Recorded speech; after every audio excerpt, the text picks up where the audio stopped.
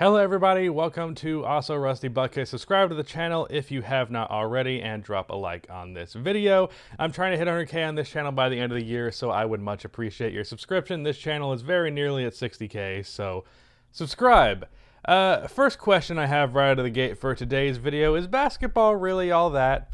Like, are we sure about this game? Are we sure that we actually enjoy this? Have we just been tricked? Because today I did not enjoy basketball. That's for damn sure.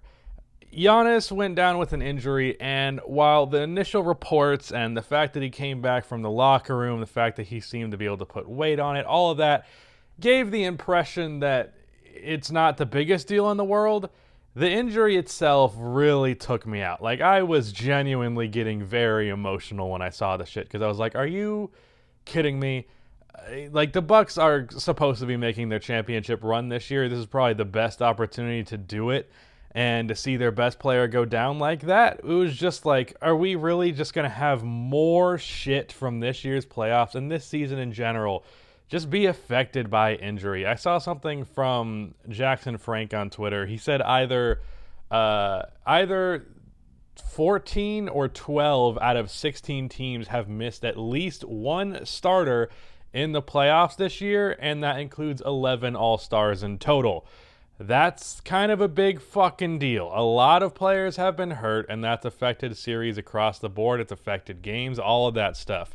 And while I am not one to put an asterisk on a championship or anything like that, it's definitely felt like this year has been the case of who is the most healthy. But the thing about that is, there's pretty much nobody that's been fully healthy. It's just varying degrees of how fucked up your team is. So what Giannis's injury appears to be, I'll talk about the game briefly, but I'm recording this like at the end of the third quarter because there's not much to talk about basketball-wise here, just really this injury. Obviously, the Hawks have now tied the series at 2-2, and Giannis is probably at least not going to play Game 5, so that changes things.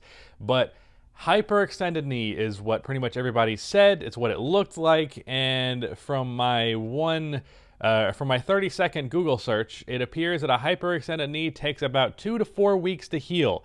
Now, that's for a normal human being. For an NBA player who has every physical thing to their disposal, every potential medical benefit or whatever, every drug that they need that's legal, they have that. So realistically, on top of the fact that they're going to try and bring him back the quickest possible without there being serious risk, probably Giannis misses like a week.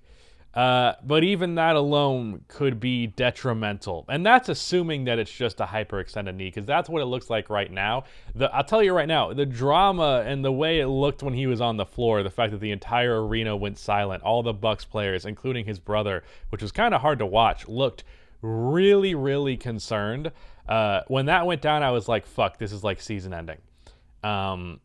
He did not look good. So this could be just like a terrible hyperextended knee, and that means it's going to take like 2 weeks or something like that. So if that's the case, which is what it looks like, you're looking at the Bucks probably having to beat the Hawks without Giannis, which is a tall task, being that this team has been the weird team that they have been. Chris Middleton has been entirely bipolar. This game, in the first half, he was not good. Second half, he was a little bit better, but still not great. Or I guess not second half, third quarter. I haven't watched the fourth quarter. The fourth quarter is going on right now. Really, there's no point to it, which is why I'm recording it right now. Drew Holiday has been wildly inconsistent. Really, the whole team has been wildly inconsistent. The only guy that was pretty consistently good was Giannis, even though he was having a bad game in this one because of Onyeka Okongwu. It's just rough, and I don't think their odds of winning this, especially if Trey comes back for Game 5, because he didn't play Game 4 because of his own, I think, ankle thing, because he stepped on a ref's foot. It's not looking like the Bucks are going to be able to pull this one out if the Hawks have Trae Young back, and even the Hawks without Trae Young fucking mollywopped them today, so I don't fucking know.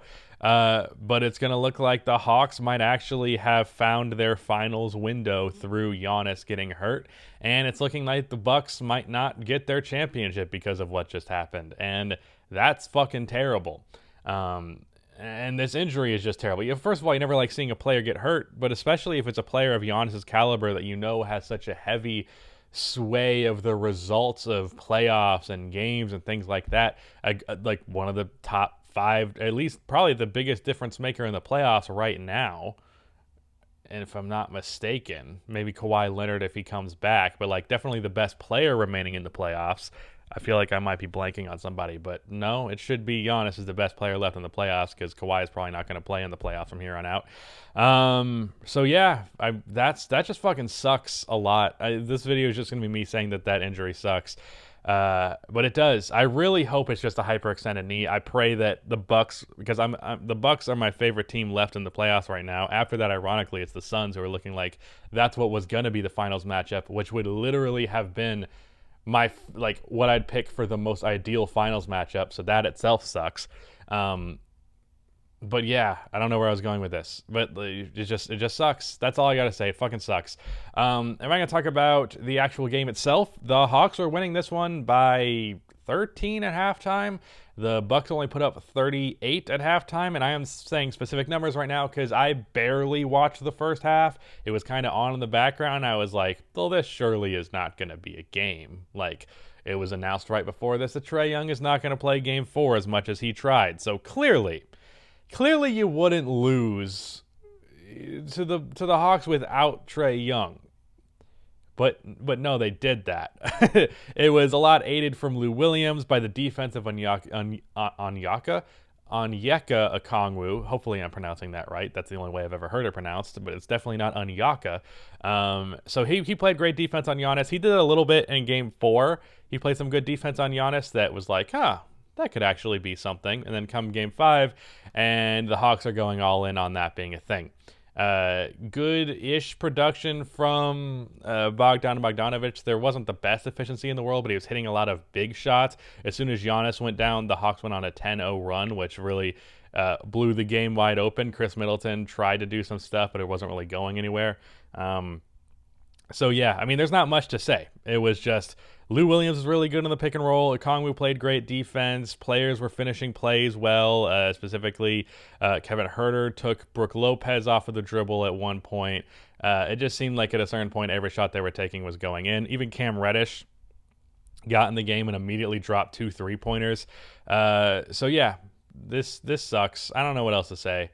This video is not going to get to 8 minutes unless I just keep rambling, and I can't really think of anything else to say. I just wish that this wasn't the case, but I guess it is. Okay, how much longer? No, I can't ramble. I can't do it. Oh well. No money from me. This sucks. Bye-bye.